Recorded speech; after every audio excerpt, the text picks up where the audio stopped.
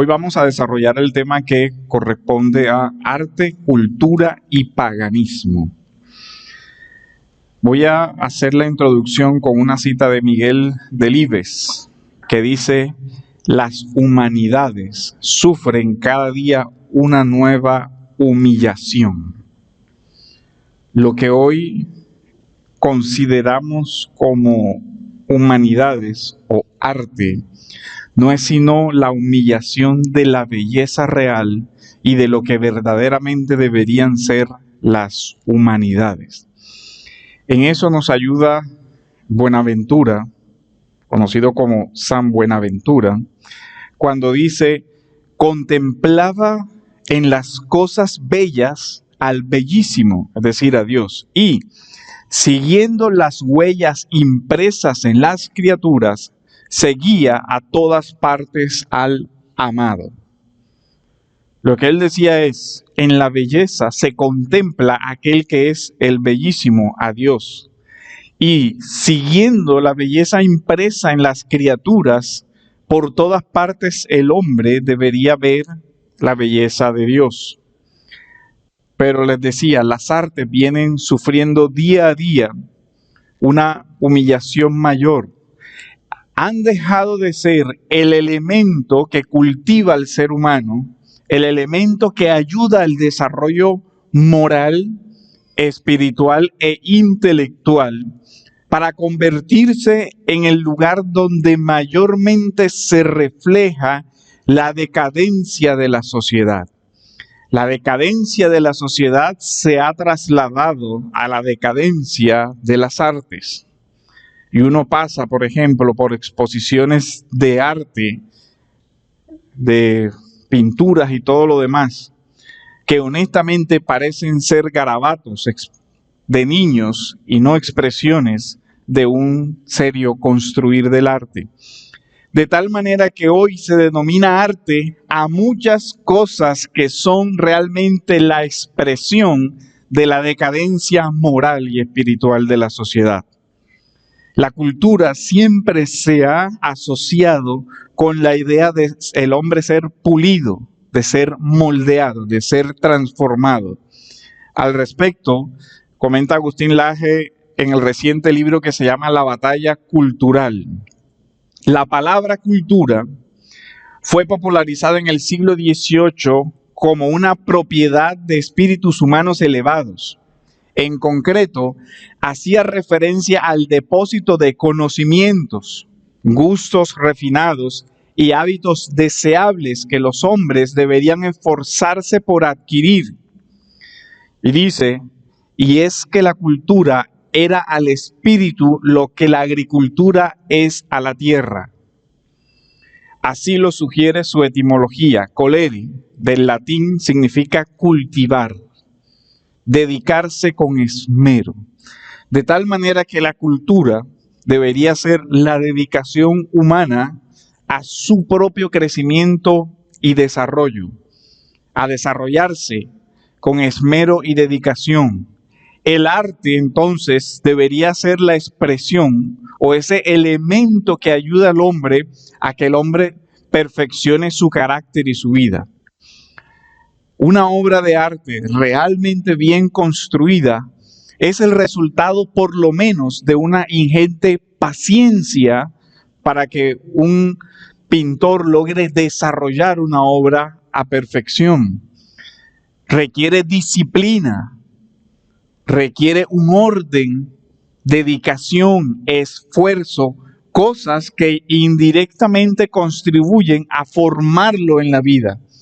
Curiosamente, cuando un escultor, un artista, dedica su vida a eso, de una forma indirecta, tiene que asumir aspectos de su carácter diferenciado. Ser una persona que se ocupe de los detalles. Ser una persona que tenga la paciencia de construir algo que requiere de verdad tiempo, no como el afán de hoy de hacer cosas por hacerlas. Y de hecho, si usted compara lo que costaba la producción intelectual antes, veía autores que escribían obras que le tardaban años en producirlas. Pero hoy vemos personas que escriben un libro, que publican un libro cada 3, 4, 5 meses, y uno se queda pensando, ¿cuál fue la reflexión que le dedicó a esa producción? Y por eso cuando usted compara la literatura clásica con la cosa que hoy se escribe, la distancia es muy abrumadora, porque eso no es ni literatura, ni es nada, ni buena ortografía tiene. Entonces, vemos cómo la decadencia moral termina expresándose en la decadencia cultural. El arte dejó de ser ese elemento que ayudaba al crecimiento humano, que le hacía florecer. El arte es influenciado también por el conjunto de pensamientos, de ideas que circulan en una sociedad. Cuando una sociedad tiene una referente de verdad, entonces su arte va a introducir reflexiones verdaderas. Pero cuando una sociedad no tiene un referente de verdad, la distorsión de la mente se va a reflejar en todo lo que produce. Se introduce en el arte la propia distorsión del ser humano. Como lo dice Corintios, temo que vuestros sentidos sean extraviados de la sincera fidelidad a Cristo. Pero cuando los instintos del ser humano, las pasiones del ser humano también se distorsionan, se salen del control, eso se refleja en la cultura y eso se va a reflejar en el arte.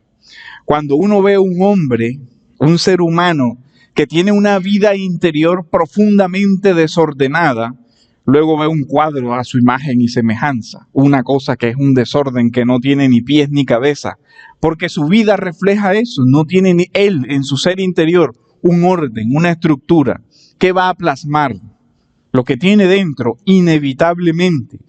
De ahí que ante un hombre confundido, ¿qué referencia tenemos para que desarrolle ese hombre en su confusión algo?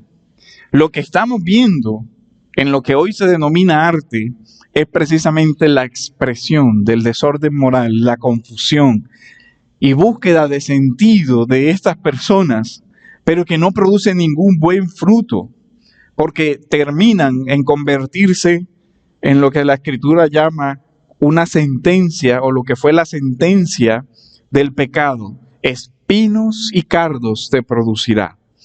El Génesis, hablando de la sentencia de la caída, Génesis capítulo 3, versículos del 18 al 19, dice así: espinos y cardos te producirá. Se refiere a la tierra después de la caída. Y note que el arte o la cultura se refiere precisamente a la tierra, a labrar la tierra, pero en este caso a labrar al ser humano para la producción de algo. Espinos y cardos te producirá, y comerás de las plantas del campo, y con el sudor de tu rostro comerás el pan hasta que vuelvas a la tierra, porque de ella fuiste tomado, polvo eres y al polvo volverás. Usando esta comparación que se utiliza sobre la cultura como el arte de cultivar al ser humano, la belleza ayuda a ver al hombre algo más allá de lo natural, algo más allá de lo solo material. La belleza le lleva al hombre a meditar sobre la eternidad y en consecuencia para revisar nuestra vida a la luz de esa eternidad.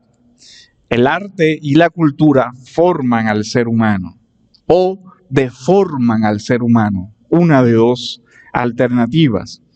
Por eso, la fe cristiana y el creyente no puede ser indiferente a aquello que nosotros denominamos arte. De hecho, el cristianismo nunca ha sido indiferente a ninguna esfera de la vida humana. El arte enriquece la vida, o el arte es la expresión de la pobreza de la vida humana. Esa es la realidad. De nuevo, aquí quiero traer a colación lo que comenta Agustín Laje. De la misma manera como la tierra ha de ser laboriosamente cultivada con esmero para que dé su fruto, el hombre ha de cultivar su conocimiento sus intereses, sus gustos, su cuerpo y su espíritu para llevar adelante una vida enriquecida y plenamente humana. Una vida enriquecida y plenamente humana. El arte debería ayudar a ese desarrollo. Y como decía Buenaventura, en las cosas bellas debemos ver a aquel que es el bellísimo, de tal manera que para el arte hay una referencia, y es aquel que es eterno, bello en gran manera. La referencia de la belleza en el mundo debería ser algo que haga sacudir la mente y el corazón del ser humano. Incluso filósofos paganos como Platón decía que la belleza consiste en dar una saludable sacudida al ser humano. Lo hace salir de sí mismo, lo arranca de la resignación y del acomodamiento del día a día. Es como un dardo que lo hiere y precisamente de esa manera lo despierta, le vuelve a abrir los ojos y el corazón y la mente, impulsándolo hacia lo alto.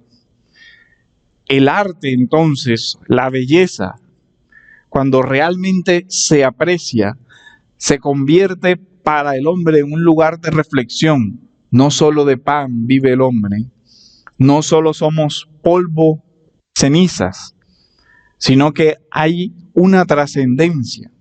Y el arte debería llevar a que el ser humano se pregunte por aquellas cosas que trascienden. Dostoyevski decía en una cita que de verdad que es el intento de hacer una reflexión. Él decía, la humanidad puede vivir, dice, sin ciencia, puede vivir sin pan, pero nunca podrá vivir sin la belleza, porque ya no habría motivo para estar en el mundo.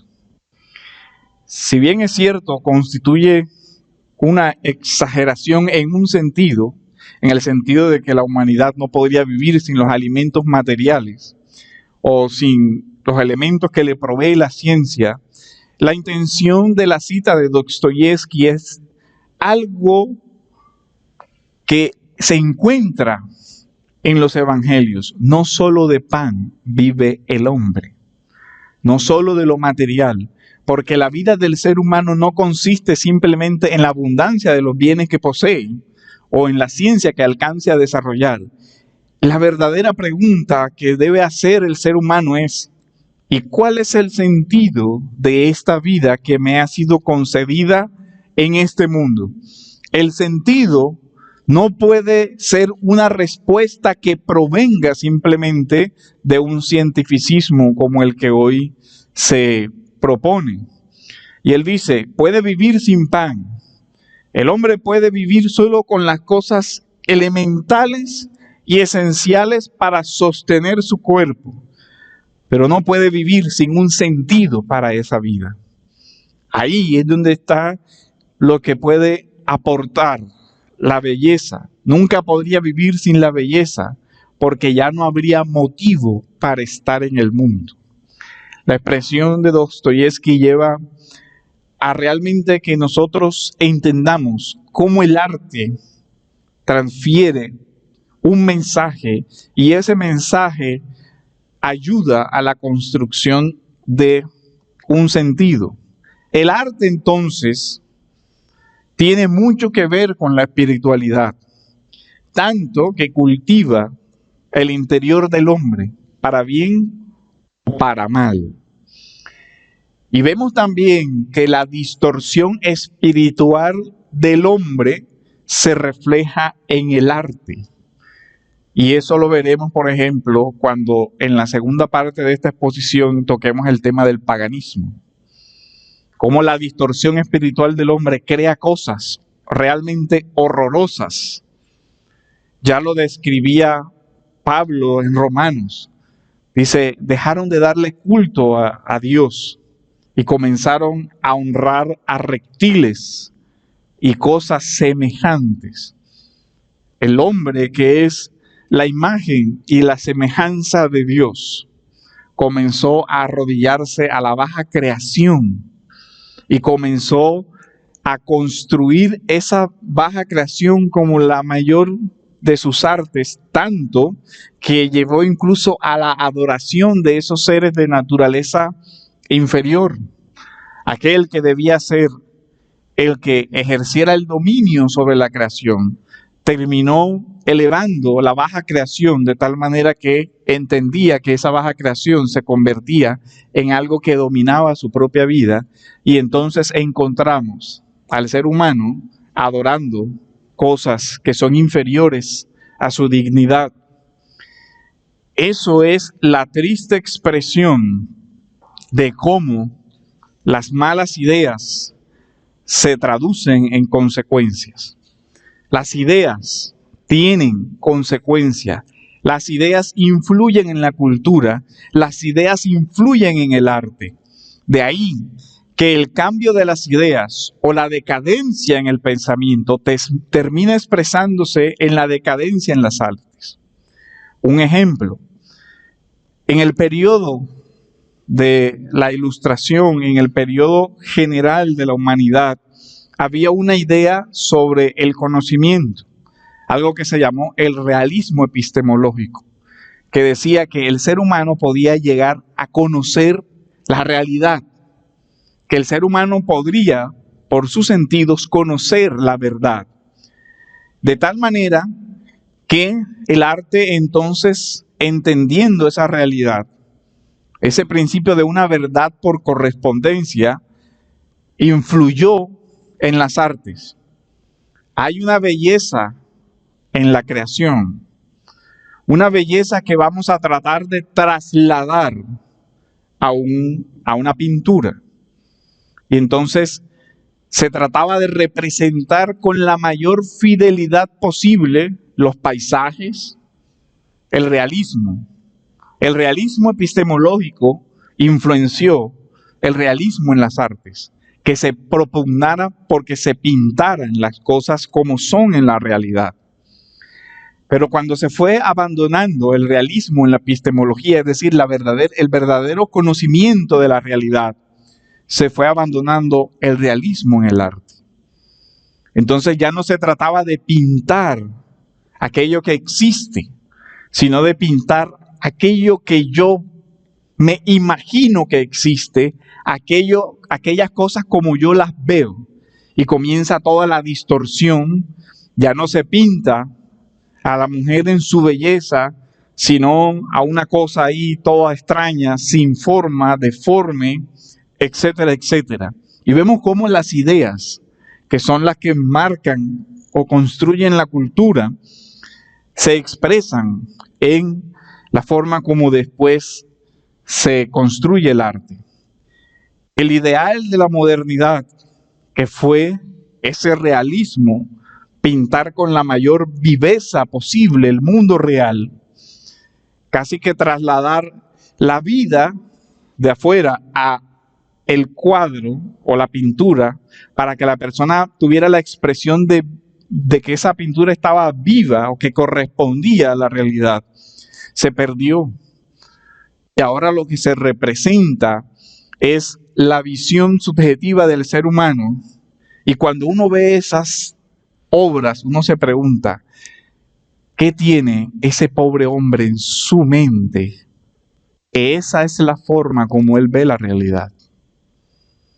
Cuando se pinta, por ejemplo, a un hombre al que lo presentan con una cara de angustia y sin la mitad de su cabeza, uno pregunta, ¿qué quiere decir ese autor?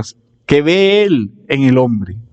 ¿O cómo se ve él mismo siendo él mismo un hombre?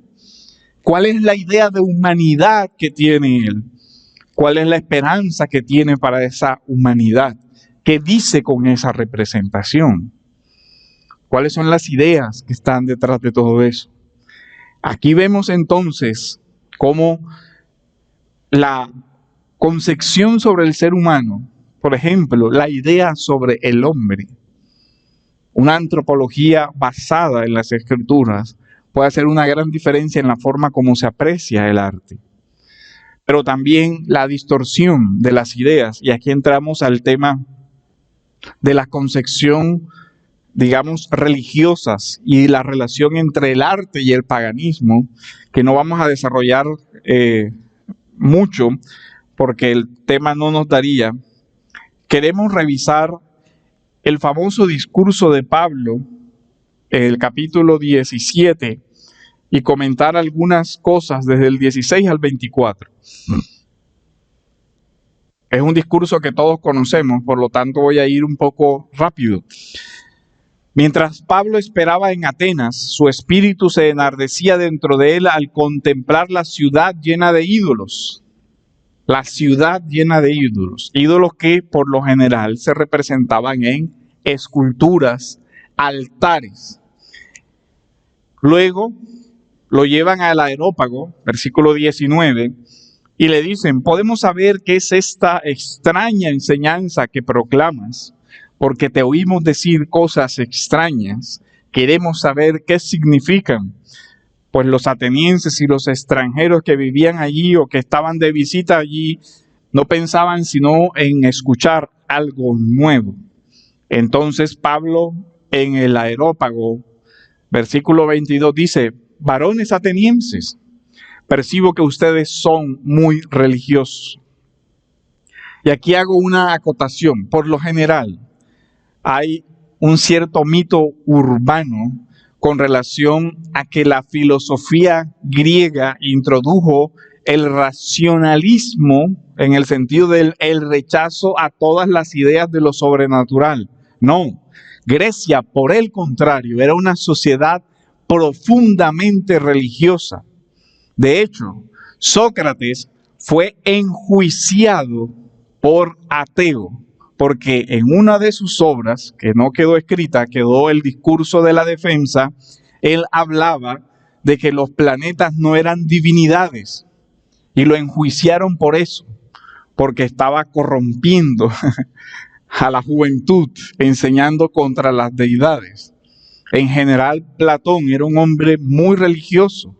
Pitágoras era un místico religioso. Entonces, todo el mundo antiguo construía sus ideas de filosofía sobre un marco profundamente religioso. Es lo que Pablo dice.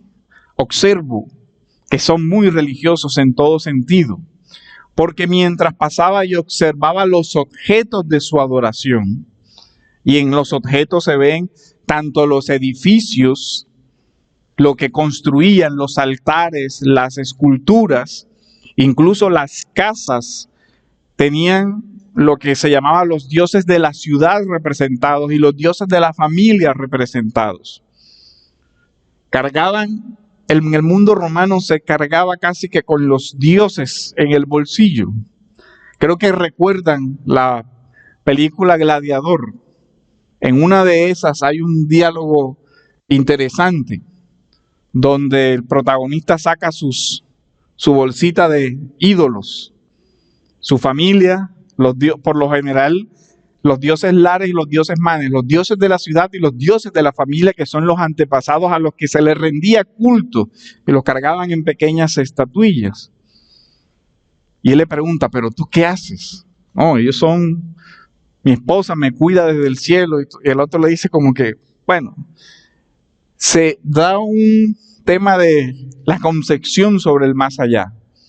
El tema es que esa concepción sobre el más allá termina teniendo una expresión en estatuillas, lo que hablábamos de las estatuas de la diosa Diana, y a su vez eso tiene un amplio efecto incluso económico.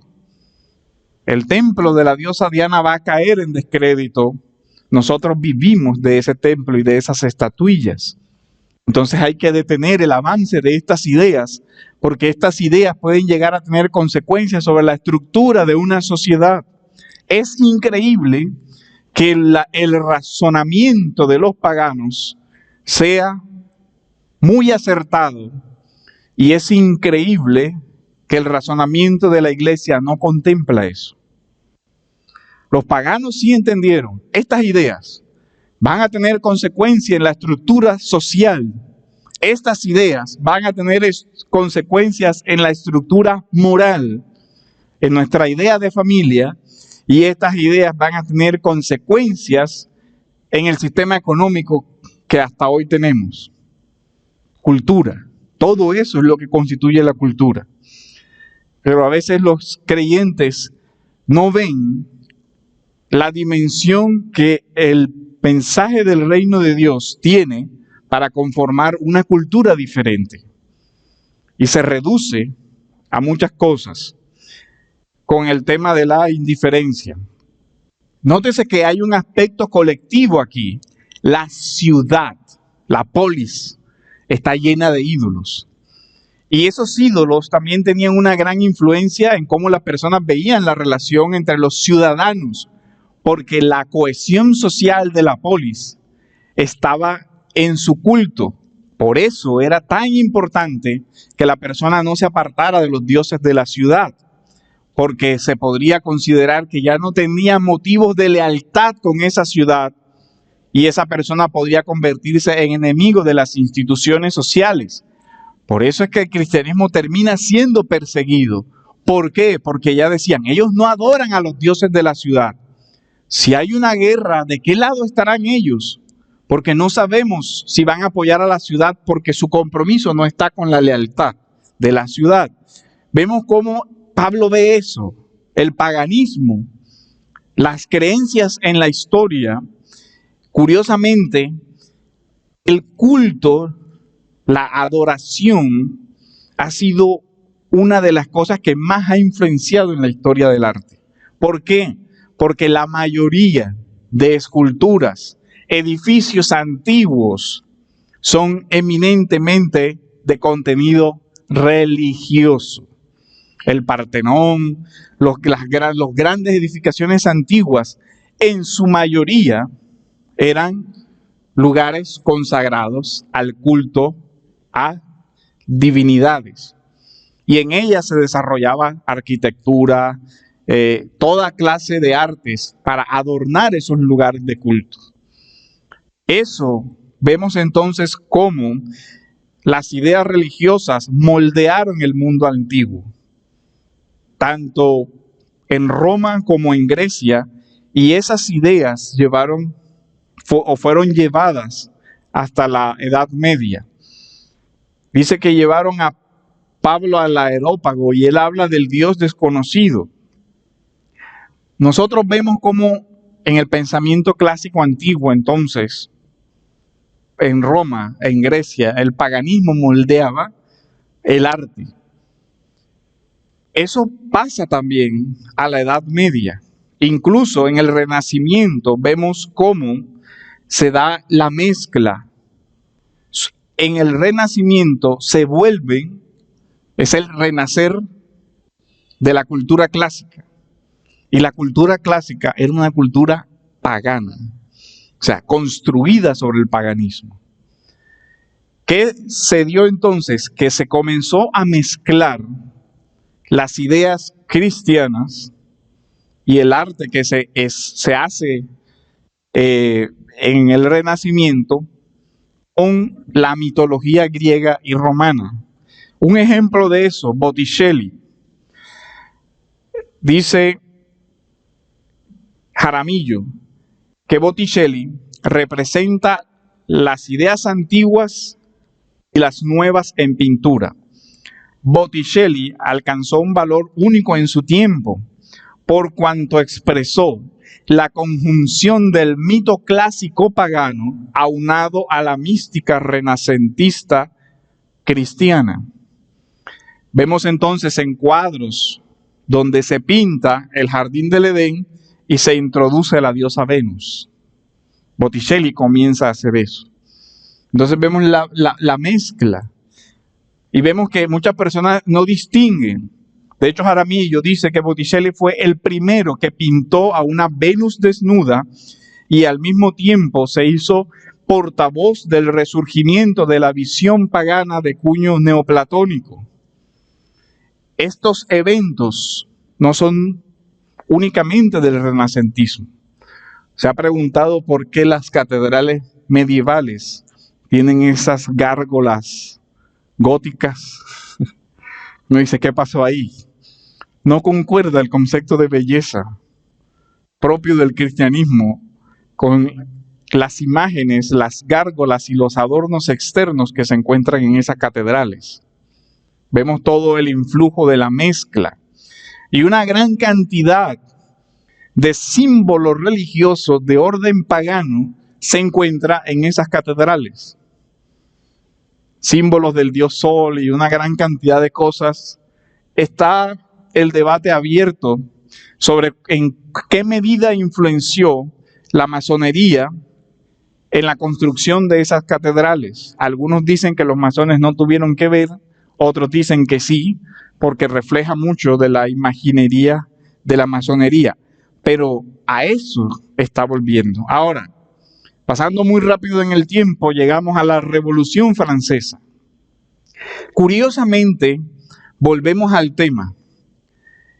Unido a un discurso de corte racionalista, encontramos que realmente es una vuelta al paganismo. Solo un ejemplo. Robespierre vuelve a la diosa razón a la Catedral de Notre Dame en París. Miren el dato curioso. El discurso del racionalismo francés era abolir toda creencia religiosa. Y se da la persecución en ese momento del catolicismo y de toda expresión. Incluso el protestantismo fue fuertemente perseguido a sangre y fuego, tanto que todos los protestantes en Francia fueron asesinados y los que no lo fueron porque huyeron a los países protestantes donde tuvieron la protección de los príncipes protestantes. Pero a pura sangre fue eliminado el protestantismo en esos países. Pero curiosamente, uno de los actos simbólicos es que se vuelve a entronizar la diosa razón en la Catedral de Notre Dame. Y uno dice, no que eran ateos, religiosos, no. Lo que se dio fue una vuelta al paganismo. Y lo que se ha venido dando en Occidente sistemáticamente es una vuelta al paganismo.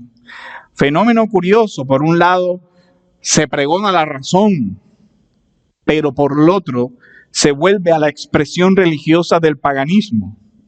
Entonces, mientras que la modernidad habla de razón, se construyen una gran cantidad de utopías sociales que se expresan en el arte y que son la expresión del resurgir de los mitos paganos. Un ejemplo de nuestro mundo contemporáneo, el resurgir del ocultismo celta en el nazismo alemán. La esvástica, por ejemplo, tiene una larga historia. Se usaba 5.000 años antes de que Hitler la usara y diseñara con ella la bandera nazi. Pero la palabra esvástica proviene del sánscrito svástica, que significa la buena fortuna o bienestar. Es una cruz en forma de gancho. Significativo, ¿no? Aparentemente se utilizó por primera vez en Eurasia en el Neolítico, quizás para representar el desplazamiento del sol en el cielo. En nuestros días es un símbolo del hinduismo, el budismo, el jainismo, el odinismo de Odín. Es común verla en templos o en las casas de la India. La esvástica también tiene una historia antigua en Europa y aparece en los artefactos de culturas europeas anteriores a la época cristiana. Miren entonces la relación. Mientras que se da un discurso antirreligioso, realmente lo que tenemos es una vuelta a las antiguas religiones de misterio y al paganismo en la cultura europea. Curioso, ¿no? Y creo que ya hoy está muy documentado el vínculo entre el Tercer Reich y el ocultismo en sus diversas maneras. Ahora llegamos a la posmodernidad, saltamos todas las etapas de la historia. Esto es inédito. Antonio Cruz señala que la posmodernidad representa un ingenuo retroceso a la brujería medieval. Ahora estamos en la cúspide de la cultura y del pensamiento humano, lo posmoderno. ¿Qué es lo posmoderno? Un regreso a la brujería medieval y después un salto a la brujería del paganismo antes de la irrupción del cristianismo. Eso es sencillamente la posmodernidad. Solo que ahora se le llama la nueva era. La nueva era, que es el viejo, antiguo paganismo. Nada más y nada menos. Por eso usted ve ahora en las casas cuadros de Buda, de la diosa de los brazos, ahora no me recuerdo, creo que es Shiva, la diosa de los brazos, y una gran cantidad de estatuillas y cositas del elefante sagrado y todo lo demás. La pregunta es, ¿por qué Occidente considera eso como las obras de arte representativas cuando son en su esencia cultos, expresiones de esa religiosidad? Kali también. Y uno ve una gran cantidad de todo eso. Incluso uno ve a los jóvenes hoy usando como pulsera lo que son los rosarios hindú. Y una vez le pregunté a un muchacho, ¿tú eres hindú? No, ¿por qué? Porque tienes un rosario en tu mano. Yo asumo que entiendes lo que eso significa, pero no. Pero aún así llevan vestimentas que tienen contenido sacral, o sea, es decir, prendas que son litúrgicas de ese tipo de cosas. Si uno ve, por lo general, a una persona con un rosario católico en su cuello, normalmente asocia a que lo usa, ¿no? O sea, que hace su rosario. Igual si uno ve a alguien con un rosario musulmán en su mano o en su cuello, uno dice, eres musulmán. Pero viene la confusión que tienen. Hemos vuelto al antiguo paganismo en Occidente y ni siquiera muchas personas se han dado cuenta. La idea de un orden en el universo, de una racionalidad, ha sido rechazada por el paganismo. Como ya no hay un orden en el universo, como ya no hay una belleza que representar, entonces ahora el arte debe ser abstracto. Y vaya uno a saber qué significa eso. Bueno, yo no tengo experiencia en el arte abstracto, pero una vez vi cómo se hacen los cuadros abstractos y lo que vi fue un tipo cogiendo potes de pintura y tirándolas. Ya. Y en 5 minutos que terminó de tirar todos los colores, quedó el cuadro. Y uno dice, bueno, yo no sé mucho de arte, pero no me parece que sea como que algún canon estético tira eso. Lo puedo hacer yo. Yo no soy artista, pero tirarle pintura a un lienzo, yo creo que eso mayor preparación artística no requiere. Los mamarrachos esos que hace mi hijo, creo que nadie los compraría por los millones de dólares que están pagando por esos cuadros. Pero bueno, cada uno puede destinar sus bienes de acuerdo a su proyecto de vida, ¿no? Que los bote ya es otra cosa.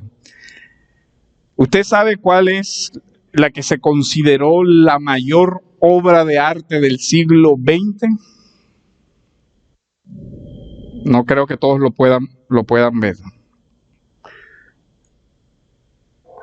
Le envié en el documento.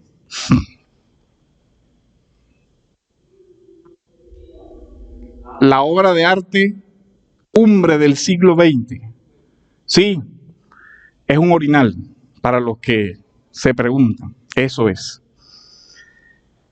Imagínense eso. A este punto hemos llegado. El diario El País registra que este orinal fue considerado la obra de arte más representativa del siglo XX. Y cito el diario El País. Un simple urinario de porcelana que el vanguardista de origen francés Marcel Duchamp envió a una exposición en Nueva York en 1917 con el título de Fuente, ha sido elegido por 500.000 de expertos, críticos y artistas como la obra más influyente del siglo XX. Dígame usted si eso no parece una crónica de Condorito. O sea, la obra de arte, lo que marca el arte del siglo XX, es lo que usted consigue en un baño. Ese ha sido el progreso de las artes del siglo XX. Por eso decía el autor que citamos, cada día las artes son humilladas, porque eso no tiene otro nombre, es una humillación a un artista que se considere un objeto de esa naturaleza como la mayor obra de arte del siglo XX. Por delante de obras como Las Señoritas de Aviñón de Pablo Picasso, le ganó. O el díptico de Marilyn E. Ward. La encuesta forma parte de una campaña para promocionar el premio Turner de arte. La fuente, dice el diario, la fuente ha logrado un 64% de los votos de los expertos consultados, por delante de la obra de Picasso, que en la lista tuvo 42% de votos.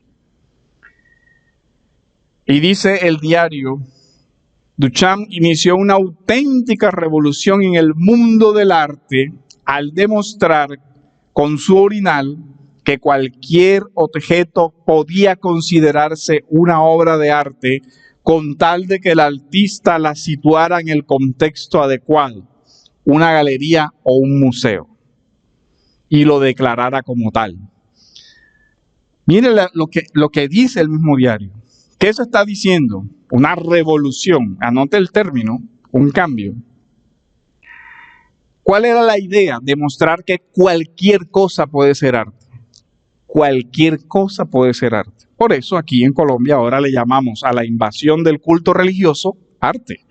Claro, si consideramos un orinal como arte, de ahí en adelante cualquier desfachatez entra dentro de la misma categoría, ¿cierto?